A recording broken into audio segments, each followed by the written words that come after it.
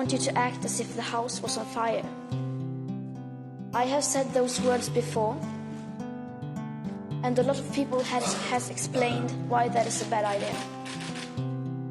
A great number of politicians have told me that panic never leads to anything good. And I agree. To panic unless you have to is a terrible idea. But when your house is on fire and you want to keep your house from burning to the ground, then that does require some level of panic. We are in the midst of the 6th mass extinction, and the extinction rate is up to 10,000 times faster than what is considered normal, with up to 200 species becoming extinct every single day. Erosion of fertile topsoil, deforestation of our great forests, toxic air pollution, loss of insects and wildlife, the acidification of our oceans. These are all disastrous trends being accelerated by a way of life that we here in our financially fortunate part of the world see as our right to simply carry on.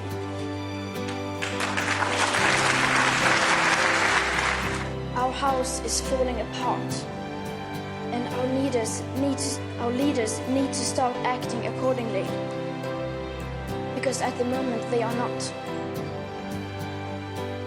If our house was falling apart, our leaders wouldn't go on like you do today. You would change almost every part of your behavior, as you do in an emergency. If our house was falling apart, you wouldn't hold 3 emergency Brexit summits and no emergency summit regarding the breakdown of the climate and environment.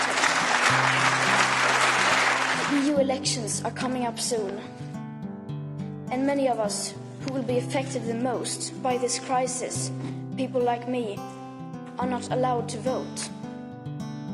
Nor are we in a position to shape the decisions of business, politics, engineering, media, education or science. Because the time it takes for us to educate ourselves to do that simply does no longer exist. And that is why millions of children are taking it to the streets, school striking for the climate to create attention for the climate crisis. You need to listen to us, we who cannot vote. You need to vote for us, for your children and grandchildren. What we are doing now can soon no longer be undone. In this election, you vote for the future living conditions for humankind. And though the politics needed do not exist today, some alternatives are certainly less worse than others. And I have read that some parties do not even want me standing here today because they so desperately do not want to talk about climate breakdown.